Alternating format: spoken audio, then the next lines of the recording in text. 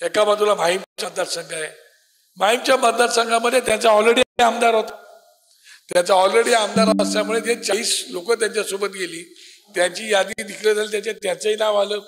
खरं बात आम्ही आमचा उमेदवार ऑलरेडी अगोदर डिक्लेअर केलेला होता, त्याच्यानंतर सरवडकर साहेबांचं नाव आलं आणि त्याच्यानंतर महेश सावंतांचं नाव आलं. आणि मग अशा वेळेला आता उमेदवार दिलेले आहेत, आता उमेदवार दिल्यानंतर त्या पक्षप्रमुखांनी विचार करायला पाहिजे की आपल्याला नक्की काय करायला पाहिजे.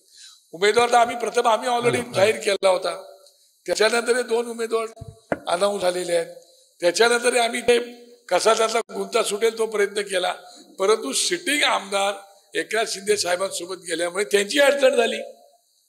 त्याच्या अडचणी आम्हाला जाणून घ्यायला पाहिजे. मग माझं त्याच्यावरती म्हणणं असं आहे की आपण सगळे जर ठाकरेंचे निष्ठावंत आहोत, मग ते एकनाथ शिंदे काय, सरवडकर साहेब काय, मी काय, आणखी कोणी काय, तर ठाकरे कुटुंबातला जर एखादा मुलगा उभा असेल तर आपण आपला मनाचा मोठेपणा दाखवायला काही हरकत नव्हती.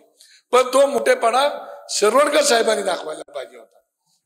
एकनाथ शिंदे साहेबांच्या मनात जरी असेल तर ते काय करू शकत नव्हते, कारण ते त्यांच्या सोबत सेना भवनवरून तडक निघाल्या तिकडे पोहोचले होते. तुम्हाला तो इतिहास माहिती आहे. त्याच्यामुळे तो विचार सरवडकरांनी केला पाहिजे होता. शेवटी सदा सरवडकरांना वाटत असेल की मला मुलगा आहे, माझी मुलगी आहे, माझ्या मुला मुलीचं काय करायचं हा नंतरचा विषय आहे, पण कोणत्या कुटुंबाने आपल्याला मोठं केले हे आपल्याला विसरून कसं चालेल.